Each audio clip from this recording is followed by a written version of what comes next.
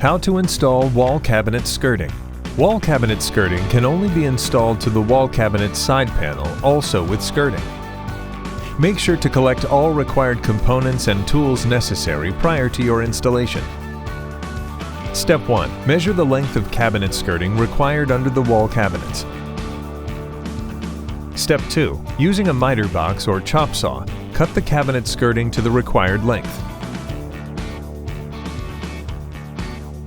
Step 3. Place the cut cabinet skirting under the cabinet between the side panels to check your cut.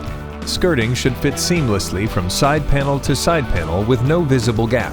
Remove protective film prior to installing. Step 4. Once your skirting is positioned correctly, temporarily attach the skirting to the wall cabinet using C-clamps.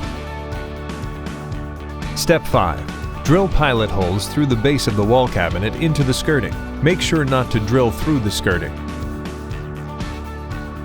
Step 6. Attach the skirting using the provided wood screws.